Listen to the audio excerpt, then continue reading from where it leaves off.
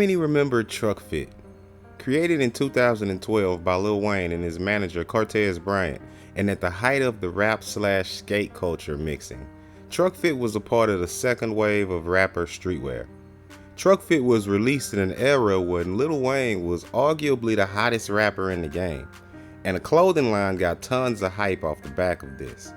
But in the years since, Tunechi hasn't so much as uttered the name, much less seen him wearing it anymore. And why is that? Well, let's find out. I'm Nate the Great from TakeFlight214.com, and this is the rise and fall of Trukfit. But before we get started, as usual, don't forget to hit that like button. Liking and sharing the video is the best way to get the YouTube algorithms to notice us and to help us to continue to grow as a channel. But with that being said, let's jump right in. Let's hop in the time machine and go back to the year 2012. Bucket hats were making a comeback along with the side part, and all over print pattern shirts were an unfortunate trend of the day. And in the rap game, guys like Kanye West and Meek Mills were just entering their form, and Lil Wayne by then was an OG in the game. Years after proclaiming himself as the quote-unquote best rapper alive since Jay-Z's umpteenth retirement at the time, he went through a phase where he was dropping a new mixtape seemingly every other week, and most all of them were pressure. So if you're one of the hottest, if not the hottest rapper in the industry at the time, what's the next logical move? Well, try your hand at a clothing line, of course. Taking a cue from a childhood term that they used to describe people who wore reps, Lil Wayne explained how there used to be a guy who went around their hood selling fake clothes out of the back of his truck. And whenever people noticed someone wearing the stuff, kids would clown him and say, "What's that, the Trukfit?" When Lil Wayne and his manager Cortez Bryant, who were both from the same part of town, decided that they wanted to start a clothing line, they wanted to flip the term that was once used negatively and have it now be associated with a popular streetwear brand. Which is a pretty cool story if you ask me. Way better than the rather silly and obviously rushed acronym that they later tried to stick with the brand name, The Reason You Kill For It. Honestly, what the hell is that? The reason you kill for what? And what's the reason? I don't know, but nonetheless, considering Lil Wayne was so popular at the time, once he dropped the brand, it kind of jumped the line and never really had to pay any of the dues like most of the grassroots endeavors. It was kind of like one day he started talking about it a bit to warm the public up to the idea, and the next thing you know, he was debuting his first collection at Manhattan's Hotel Americano with Rolling Stone magazine covering the event. To say the least, it was 0 to 60 once the brand hit the stores. And to understand why, you first have to understand that what he was capitalizing off of was not a new phenomenon. Ever since the early days, fans of rap always wanted to dress like their favorite rappers. When Run DMC was popping, everybody wanted to wear Adidas shell toes. When Big and Pac was on the scene, everyone wanted a Jesus piece or a bandana on their heads. Nothing changed in the modern times. There was an era where everyone wanted to look like Kanye West, right down to the day with modern rappers. So for any rapper that's at the top of his game, it's a smart idea to do a clothing line because at the very least, you're bound to make at least some profit if done even somewhat close to right.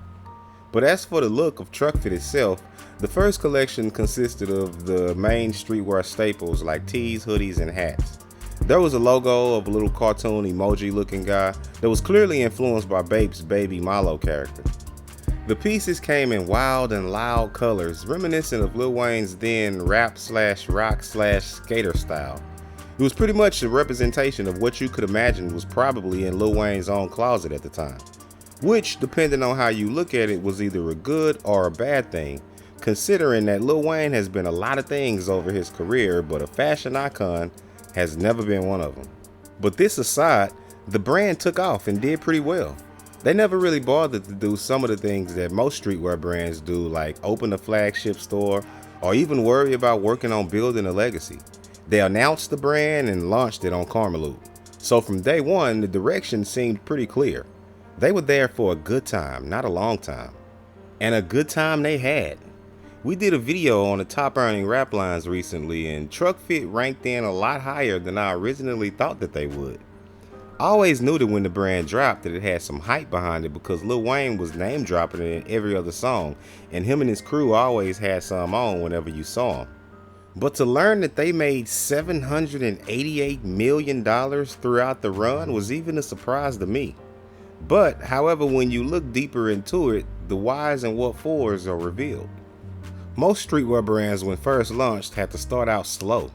The creators weren't rich and famous rappers, for the most part, so they had to be strategic about their releases. And a side effect of this is that it adds exclusivity. For those that don't know, streetwear used to be about smurfing out the rarest of pieces that most people couldn't get their hands on. And this was in part because the pieces were limited. Starting slow and running lean goes a long way in building a lasting fan base. But if you really want to make money, you pour an ass load of product into the market in as many stores as you can, so as to capitalize off the built-in insta hype. And this was the route that Lil Wayne and Trukfit chose. Exclusivity never seemed to be part of the plan. But to his credit, he did make the line widely available to anybody that wanted it, as you could find the stuff in all the mall stores that sold streetwear. PacSun, Zoomies, Dr. J's, Jimmy Jazz. Then they even carried it in Macy's at some point. Every time I went to the mall back in the day, I was haunted by that little cartoon guy and his skateboard. And we all know what comes next, right? With pieces in that many places on the market, it's only a matter of time before some of it made its way in the Burlington Coat Factory and on the bargain bin rack. And that once that happened, it was all downhill from there. They tried to revamp the brand in 2015 by bringing on a new creative director in Kevin Leon. They realized that they had leaned way too hard into the whole trendy rap skater look before and attempted to change course at the last minute. But by now, it was too little too late. We all know how fickle some of us as streetwear fans can be, and by then, most people had moved on. Another thing, in my opinion, that didn't help Trukfit is they played too heavy into copying Lil Wayne's personal style. I don't know if he instructed his designers to do so or if they did it autonomously out of some form of nut-riding flattery. But whatever the reason, this seriously hurt the innovation and evolution of the brand. Even after hiring Leon in the revamp, he was doing interviews stating how he planned on mirroring Lil Wayne's style. Which, on the one hand, I understand, he is the guy bankrolling the project. But on the other hand, if you want your brand to have a shelf life longer than organic milk, then you have to do more than just make pieces that imitate a rapper's look. I know I said earlier that lots of people want to dress like their favorite rappers, but not for long. I think we can all admit that at some point in our youth, we went through a phase where we dressed like insert rapper here. But most of us snapped out of it soon after and moved on to a more personalized style. So if you're basing your brand off copying the style of a particular rapper that funds it, people are bound to get tired of it at some point. It also doesn't help if said rapper cannot and has never been able to dress. Don't get me wrong, Lil Wayne is in my top 3 list of best rappers ever, but the man has never been able to dress. Not in the Hot Boy days, not in the Trukfit days, not now. Of course, this is my personal opinion, and feel free to disagree with me in the comment section if you like. But personally, Lil Wayne has never been a fashion icon. And I know I said that earlier and I gotta repeat myself now because it's so true. But it goes back to what I said about being there for a good time and not a long time. I don't think Lil Wayne ever really even cared when the brand died. Despite what some articles on the matter have claimed, I don't think Lil Wayne ever really even had much to do with the brand outside of his promotion of it. Not financially, obviously, but on the design end of things, Lil Wayne was not in the lab coming up with design ideas. And I'm not saying he should have been. I mean, if that's not his thing, hey, that's cool. I'm not shading him for it. Not every rapper is like Kanye West with actual design and aesthetical talent. And that's cool, because that doesn't have to prevent you from hiring talented people that do have these skills and can bring them to your brand.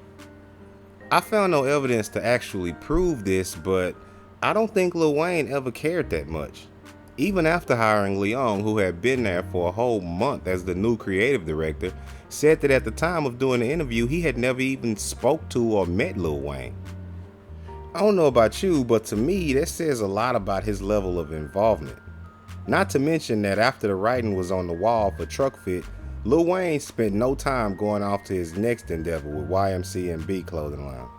All in all, Trukfit, I think at the end of the day, served its purpose. They sold all over the place for a good 2 or 3 years and made a ton of money. Not to mention, they were one of the first lines in my mind to kind of bring attention to how lucrative rapper merch could actually be.